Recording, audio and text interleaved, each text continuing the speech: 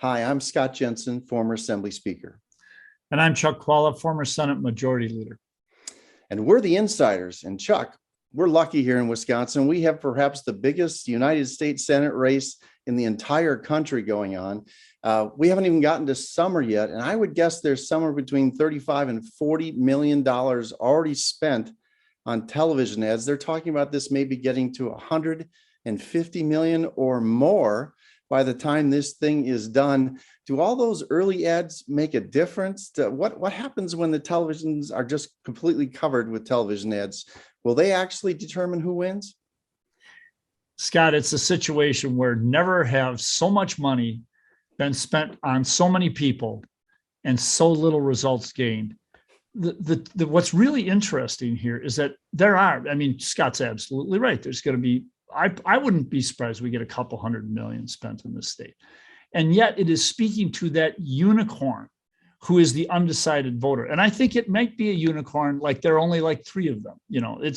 There's hardly anybody left who doesn't have not just an opinion, but a very strong opinion. How do you move those people in one direction or another?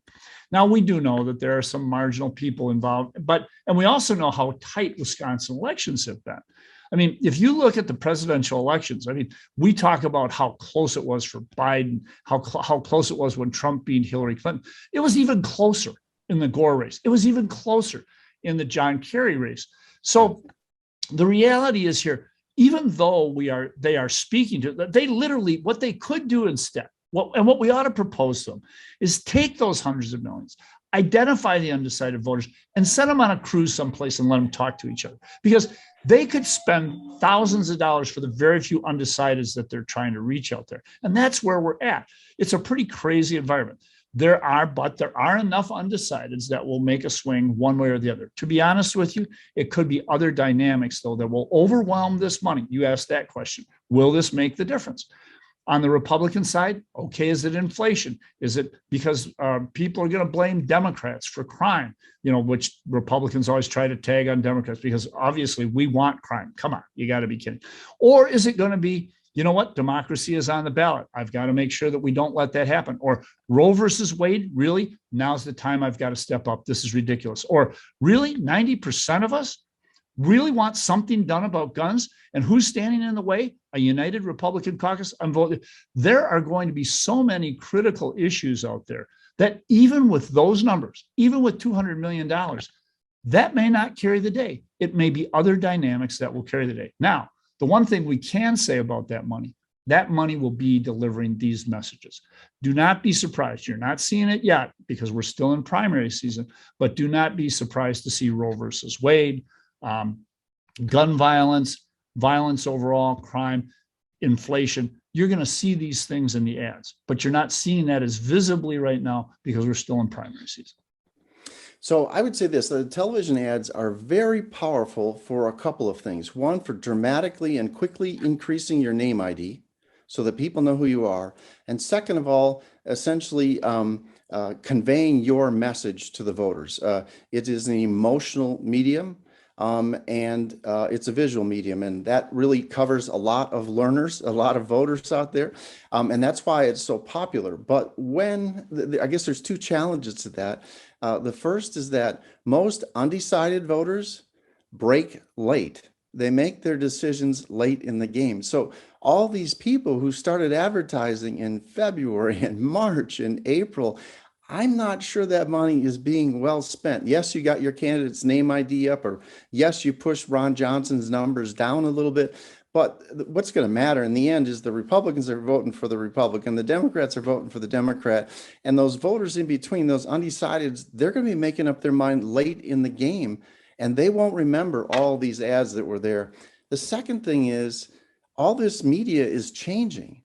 You have candidates, people wasting tens of millions of dollars on broadcast television. I have friends who don't watch it, who watch a video but never see an ad, right? They don't watch anything that even ever has an ad on it. So how are you reaching those people? So I think the smart thing is to balance that out with both digital, which everyone has a device that you can find your way onto with enough money in these days. And then second of all, old-fashioned door-to-door work. And I think the smart campaigns, yes, they're going to have to get their ads up on television to reach a lot of folks, but the smart campaigns will be putting their money on digital advertising and door-to-door work, good old-fashioned shoe leather, in a race this tight to find those undecided voters and help flip them your way. Well, let me tell you what I found interesting. It's kind of what Scott said, looking at alternative ways to do it. And if you have enough money, you do it all. So let me give you an example. My wife and I are quite clearly Democratic voters, and I don't think you'd see a history of any Republican leaning tendencies even in our policy positions. However, we have each, not just one of us, but not just our household, but we received 2 mailings on 3 separate occasions from a primary candidate for the United States Senate on the Republican side, Tim Michels. Now, why would we be getting that? I'll tell you why. Because he's taking Scott's position, which is that you can't get it all done by TV. And he's got enough money that he says, look, I don't have the people in a primary to build up a campaign. I came in late. I'm going to send out mail. So he has spent, these things cost at least 75 cents a piece. So those 6 mailings, I mean, do the math. That's a lot of money to spend on a household where there's absolutely no chance of getting a vote. But his attitude is, if I can even find a couple of Democrats in there, if I've got enough money, I'm going to mail to them. So you're going to use a lot of different vehicles. But Scott mentioned something that I think is often missed. We've talked about this before on the show, emotion.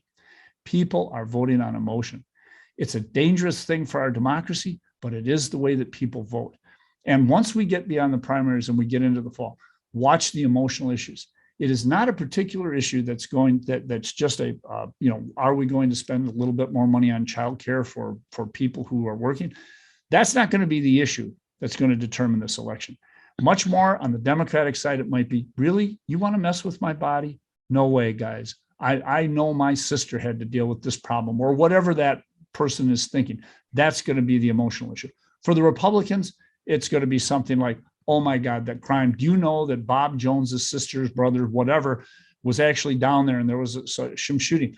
Those are the kinds of things that really drive people. Watch the emotions and the ads will play a role. But I think Scott is right. This early spending, you're not going to get out of it what you think you are. All right. We'll see you next week.